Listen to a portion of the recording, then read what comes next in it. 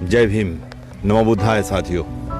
आज सुबह सुबह की इस पावन बेला पर हम लोग भगवान बुद्ध के बताए हुए धम्म मार्ग को आदरणीय भंते डॉक्टर चंद्रकीर्ति जी इनके माध्यम से जानने की कोशिश कर रहे हैं। भंते जी, नमो बुद्धाय, वंदामि।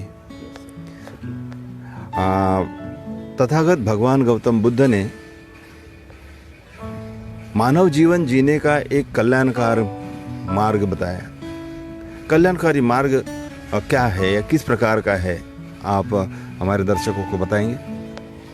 तो तथागत गौतम बुद्ध ने ज्ञान की प्राप्ति के बाद जो उनका खुद का खोजा हुआ जो ज्ञान है वो सर्वप्रथम 5 परिराजक को उन्होंने बताया और उसके बाद में सर्व जनों के लिए, चाहे वो भिक्खु भिक्खुनी और उपासक उपासिका क्यों न हो, सबके लिए बताया। लेकिन ये जिम्मेदारी जो है उन्होंने भिक्खु के लिए दी, इसलिए मैं गाथा के साथ में ये बात कहना चाहता हूँ। चरद भिक्खवे चारिकं बहुजन हिताय बहुजन सुखाय लोकानुकंपाय अद्धाय हिताय देव मनुष्यानंग आदि कल्याणंग मध्य कल्याणंग पर्योसानंग कल्याणंग। के हे भिक्खु, तुम्हें बहुजन के हित के लिए, बहुजन के सुख के लिए और उन पर अनुकंपा करने के लिए ये जो मेरा कल्याणकारी मार्ग है आप उन्हें बताइए।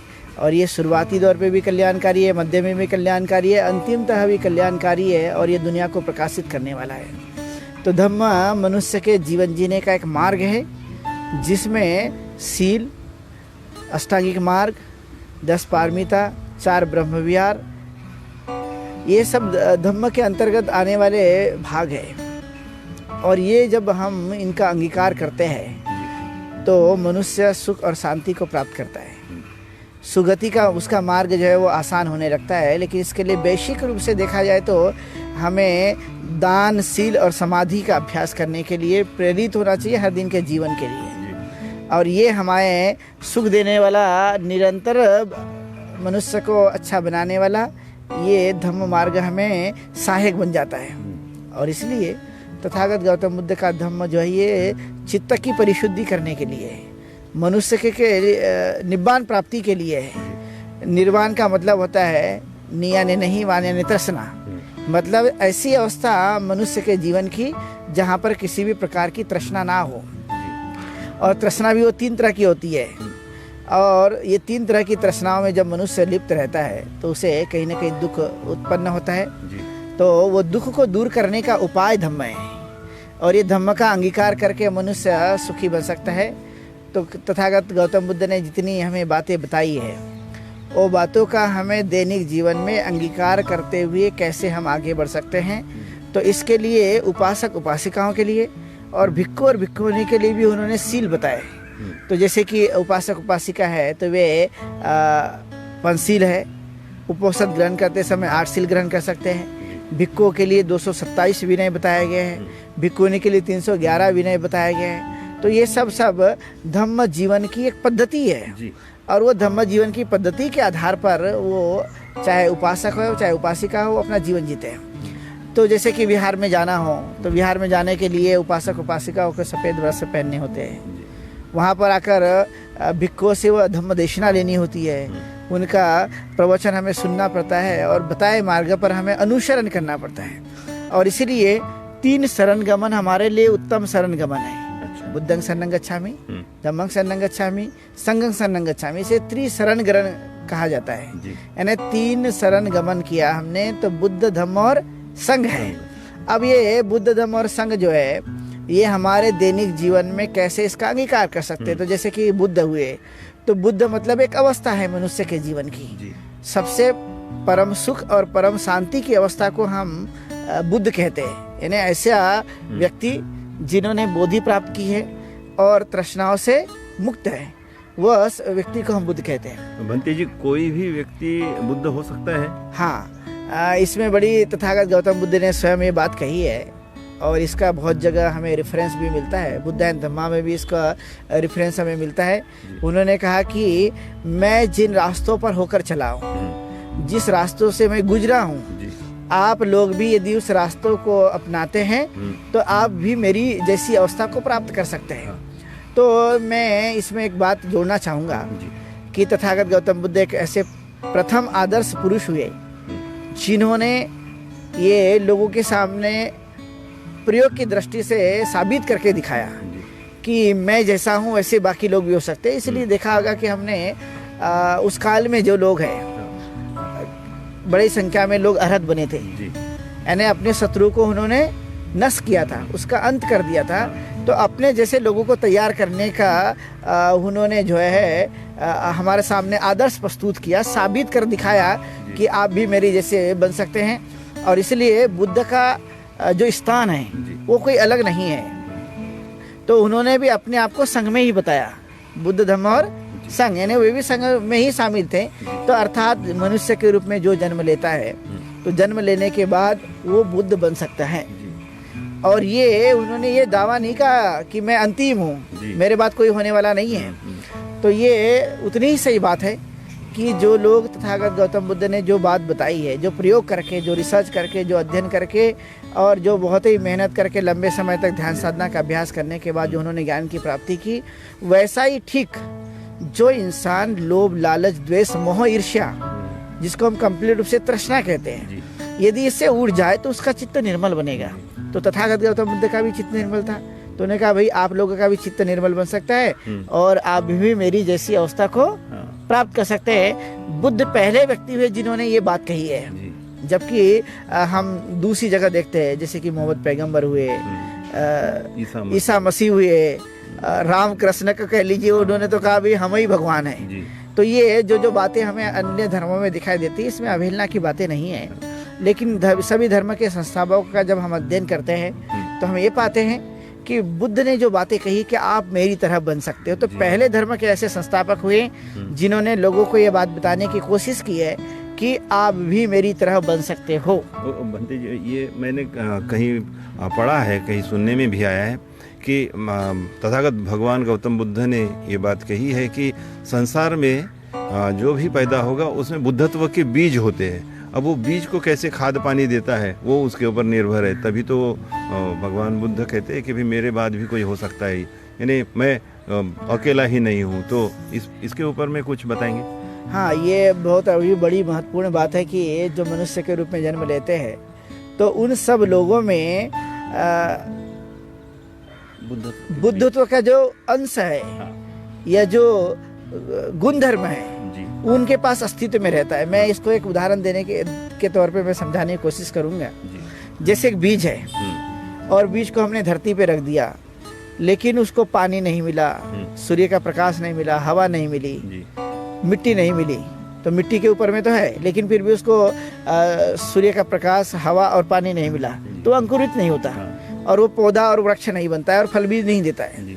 तो उसी तरह से मनुष्य के अंदर में बुद्धत्व के गुण जो है सुप्त अवस्था में पड़े रहते हैं। लेकिन वो सुप्त अवस्था को यदि हमने, जैसे कि हम सरल भाषा में कह लीजिए, खाद पानी और सूर्य का प्रकाश, हवा पानी जो कहते हैं हम लोग उसके वृद्धि के लिए, तो वृद्धि के लिए जो आवश्यक तत्व है वो तत्व यदि मिल गया तो सुप्त अवस्था में जो हमारा बुद्धत्व का गुण है वो विकसित होता है, उसका विकास होता है और बुद्धत्व के मार्ग पर वह बढ़ने लगता है। तो बुद्ध ने इसलिए कहा ये जो बुद्धा अतीता च, ये जो बुद्धा अनागता, पचुपन्ना च ये बुद्धा अहं वंदामि सबदा, कि बुद्ध हुए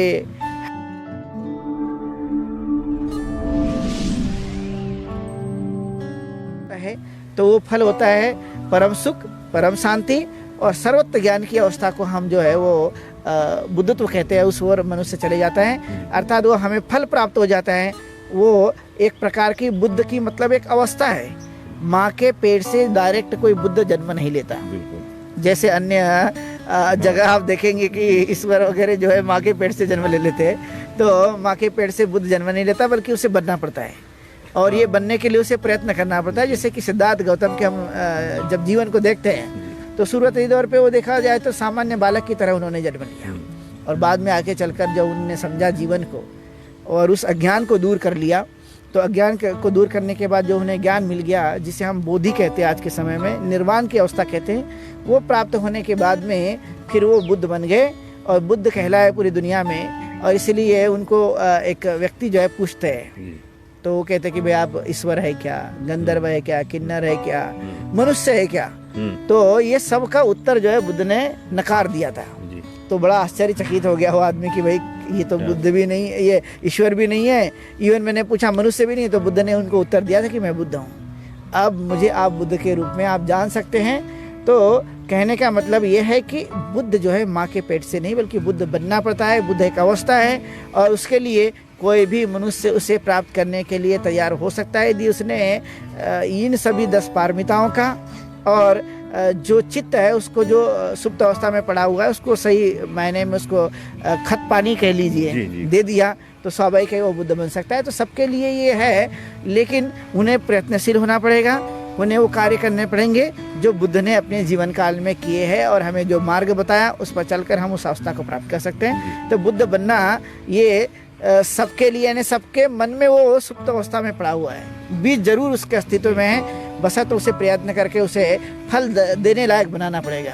तो ये संभव है सब लोगों के लिए कि वो बुद्ध बन सकते हैं। जो आपका जो प्रश्न था ये बड़ा महत्वपूर्ण प्रश्न है और मुझे लगता है आम जनता के लिए बड़ा ये लाभदायक सिद्ध हो सकता है और कई लोग इसका अभ्यास करके बुद्ध की बताई हुई बातों पर चलकर उनके समान जीवन जीकर जो है वो आगे बढ़ सकते हैं। क्योंकि बुद्ध ने सारा अपना राजपाट का जीवन छोड़कर उन्होंने एक भिक्खु का जीवन या बुद्धत्व का जीवन जीकर उन्होंने लोगों को ये सुख और शांति की परम अवस्था से वाकिफ कराया।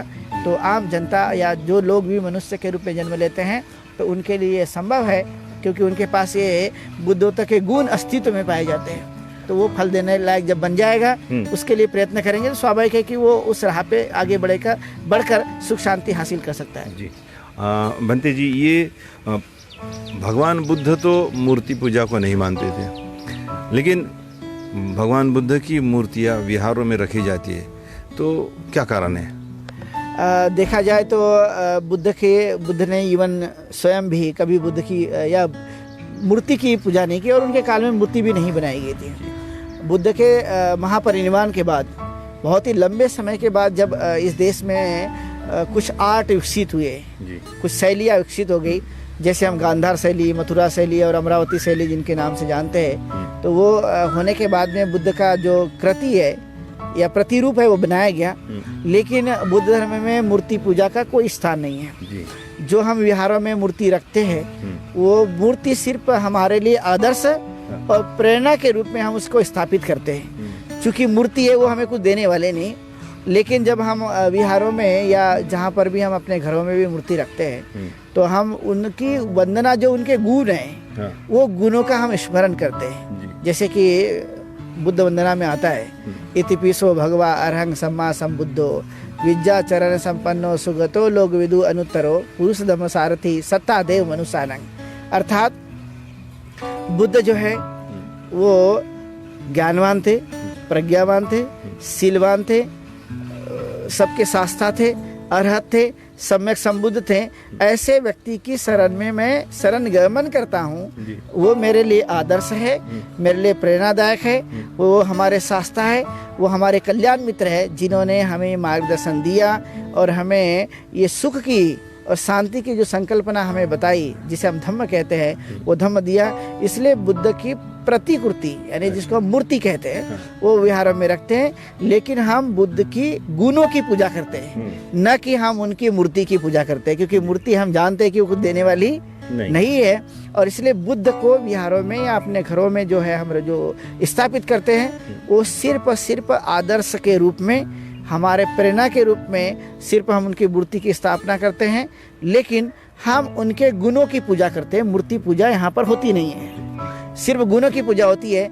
और ये गुण को स्मरण करके हम भी कहीं ना कहीं वैसा बनने की कोशिश करते हैं, क्योंकि वो हमें बार बार बताते रहता है भाई तुम्हें जो है सील का पालन करना है, तुम्हें जो है दूसरों से मैत्री करनी है, दूसरों को सही रास्ता बताना है, लोगों के मार्गदर्शक बने, लोगों के कल्याण मित्र बने, आप भी अरहत बन सकते हो। तो ये जो गुण है, उनके जो सद्गुण है, वो हम उसको स्मरण करके अपने अंदर की जो प्रतिभा है, जो हमारे अंदर का चित्त है, जिस पे हमने अभी बातचीत की थी कि जो सुप्त अवस्था में पड़ा हुआ जो बुद्धत्व का गुण है, उसे चेतना करके उसे और भी बढ़ाने की कोशिश करते हैं कि वो बढ़े और वो बढ़कर जो है हमारे लिए फलदायक हो, हमारे लिए सुखदायक हो, हमारे लाभकारी हो और हमारे हाथों से कुशल कर्म हो सके।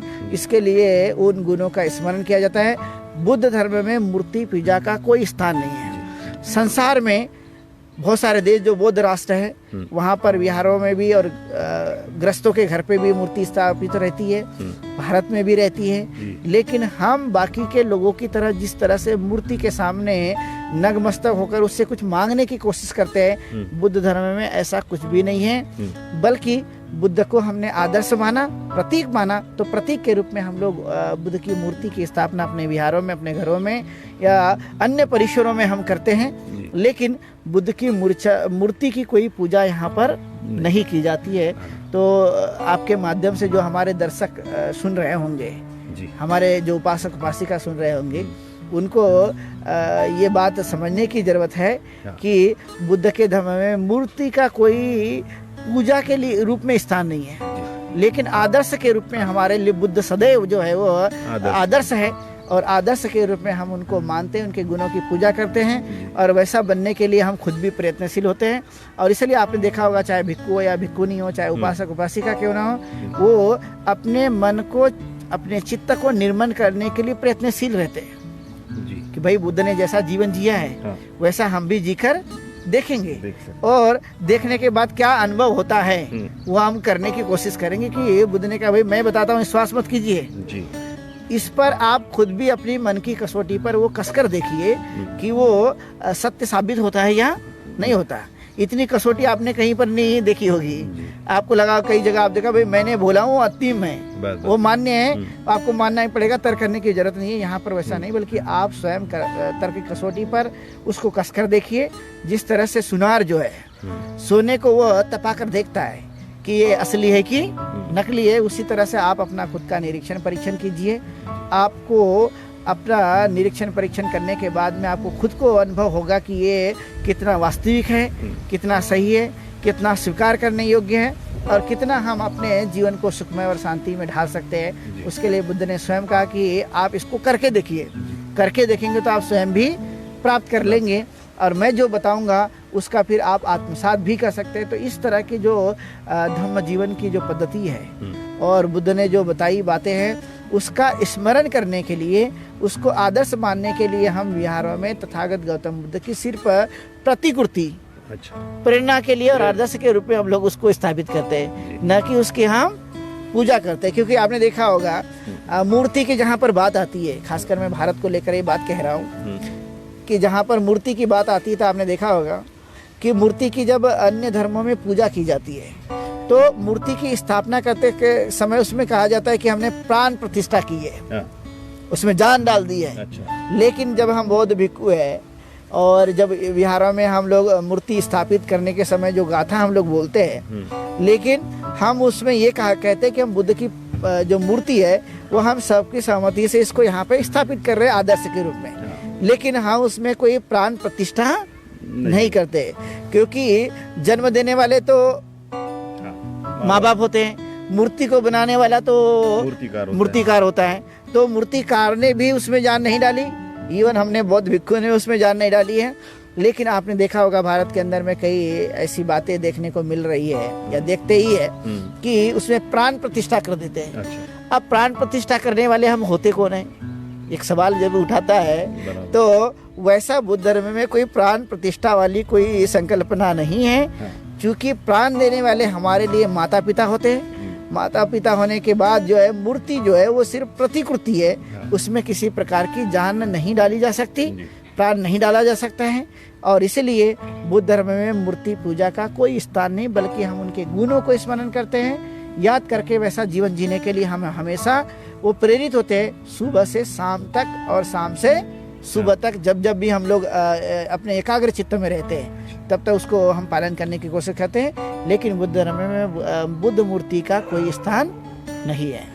मनते जी, अभी एक जाते जाते थोड़ा सा, ये वर्षावास क्या होता है और उपोषित क्या होता है, उपासक और भिक्खु ये किस तरह से उसमें इन्वॉल्व होते हैं और किस तरह से उनका आचरण होना चाहिए और आदर्श विहार किस तरह का होता है? तो देखिए कि जहाँ तक वर्षावास का जो बातें हैं ये बड़ा महत्वपूर्ण समय माना जाता है, क्योंकि 3 महीने के कार्यकाल में आषाढ़ी पूर्णिमा से यह शुरू होता है अश्विनी पूर्णिमा तक। 3 महीने के इस कार्यकाल में चूँकि ये बुद्ध के समय से चलते आ रही संस्कृति है। जी। और उस समय ये हुआ करता था कि जैसे कि बारिश हो गई तो बारिश में जो है आपने देखा होगा कि घास भी आ जाते हैं, कीड़े मकोड़े भी, छोटे बड़े विषैले जीव जंतु भी जो है सक्रिय हो जाते हैं। तो उस काल में वह इधर उधर घूमते थे और घूमने के बाद में उनको काफ़ी दिक्कतों का सामना करना पड़ता था। और ये बात भी विनय पिटक में आई हुई है कि कई बार ऐसा होता था कि जंगलों में जो भिक्खु लोग रहते थे और बारिश हो गई तो गांव से उनका संपर्क टूट जाता था, और टूटने की वजह से वो उस दिन वो भिक्षाटन नहीं कर पाते थे, तो उनको भूखा रहना पड़ता था। दूसरा, जब विषैले जीव जंतु है तो उनको काटने का भय भी होता था। और दूसरी बात, जब घास आ जाते हैं तो बौद्ध धर्म में आपने देखा होगा कि हम अहिंसा की जगह हिंसा की जगह अहिंसा को मानते हैं, यानी हम किसी प्राणी की हिंसा नहीं करेंगे।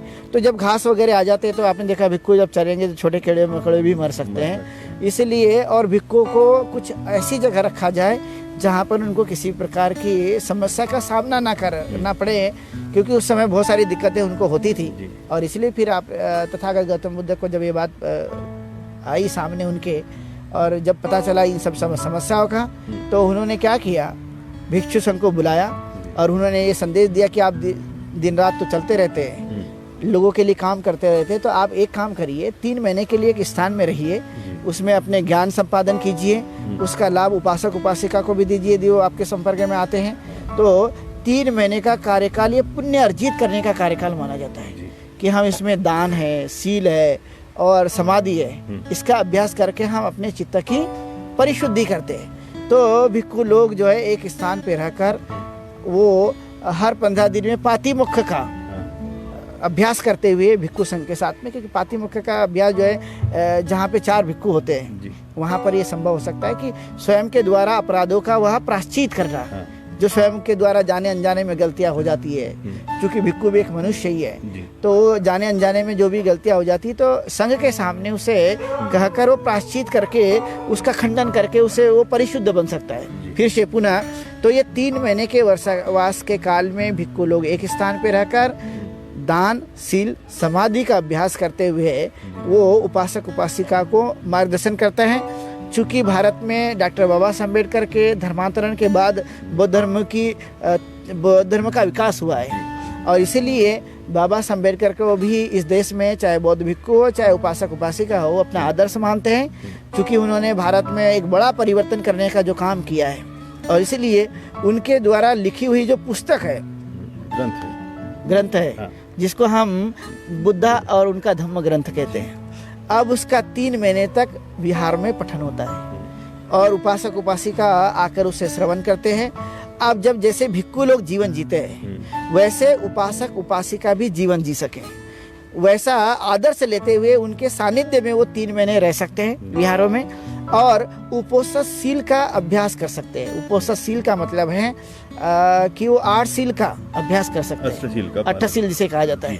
तो वो 8 शील का अभ्यास करके सफ़ेद वस्त्र धारण करके वो विहारों में रह सकते हैं। और बौद्ध राष्ट्र में ये देखा गया कि वो 3 महीने के लिए बहुत सारे लोग जो है वो भिक्खु बन के भी 3 महीने के लिए वर्षावास के काल में रहते हैं।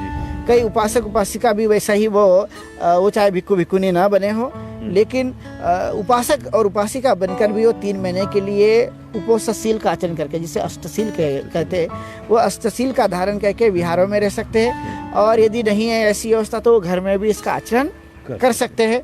तो 8 शील जैसे कि पानातिपाता वेरमणि सिक्खापदं समादियामि, दूसरा है अदिन्न दाना वेरमणि सिक्खापदं समादियामि, तीसरा है अब्रह्मचर्या वेरमणि सिक्खापदं समादियामि, चौथा है मुषावादा वेरमणि सिक्खापदं समादियामि, 5वां अपना शूरा मेर मज्जपमाठाना वेरमणि, इसके बाद का आपका विकार भोजना वेरमणि सिक्खापदं समादियामि, फिर आपका आ जाता है नच्च गीत वादित सुख दसना, माला गंध विलेपन धारण मंडन विभूषण ठाना वेरमणि, फिर आगे आपका उच्चासना महासेना वेरमणि सिक्खापदं समादियामि। अर्थात ऐसे 8 शीलों का अभ्यास करके अपने स्वयं पे मन काया वाचा, जो बड़ा महत्वपूर्ण है, इस पर वो संयम पाने की कोशिश करते हैं। और इसके एवज में 3 महीने तक वो दान कर्म करते हैं, वो सील का अभ्यास करते हैं, ध्यान साधना का अभ्यास करते हैं, धम्म का श्रवण करते हैं और अपने चित्त को संयमित करने की कोशिश करते हैं। ये संयमित ही जीवन उसके जीवन को सुखमय बनाता है।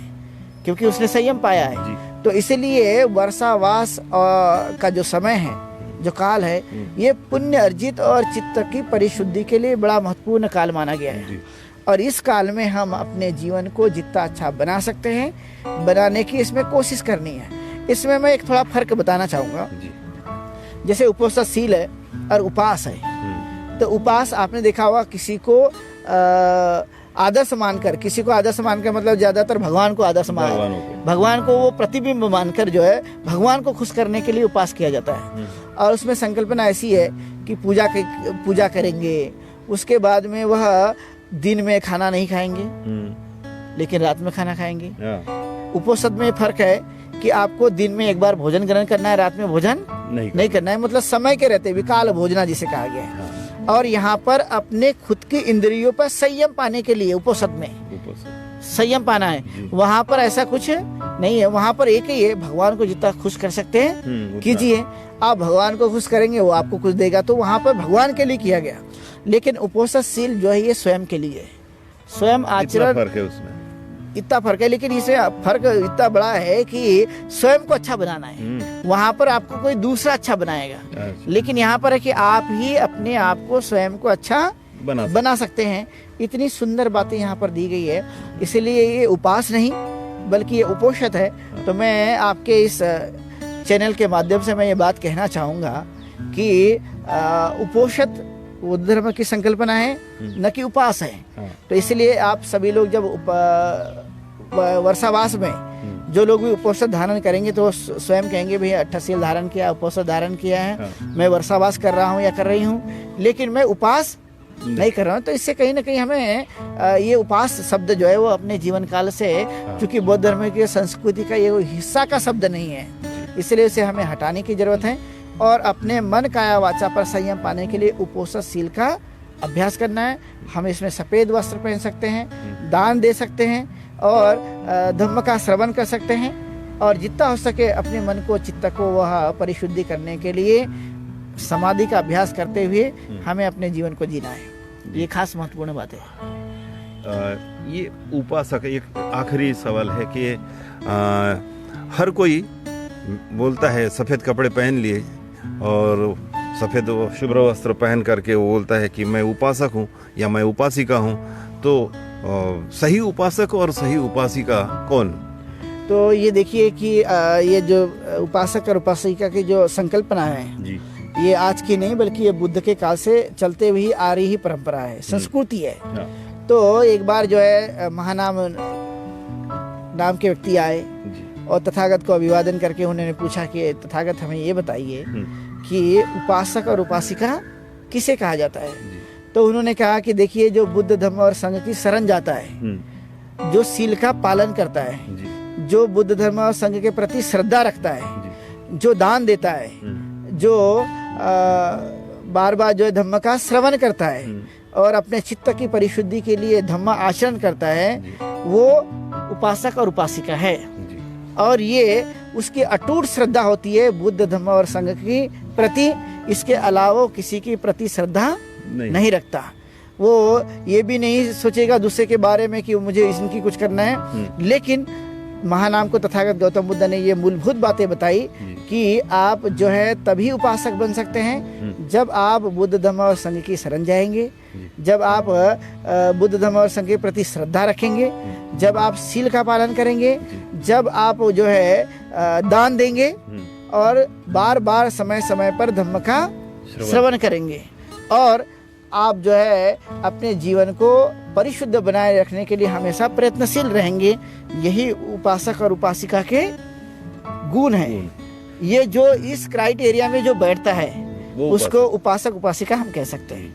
और मान लिया जाए जो ऐसा करता ही नहीं तो उपासक और उपासिका नहीं, ये तो तथागत गौतम बुद्ध ने साफ परिभाषित किया हुआ शब्द है, जो महानाम को संबोधित करते हुए कहा था, जिसे महानाम सूत्र कहते हैं, जिसको हम महानाम सूत्र के नाम से जाते हैं, जो त्रिपिटक में अभी भी है। जिसका अध्ययन बड़ा महत्वपूर्ण है आज के समय के उपासक उपासिकाओं के लिए।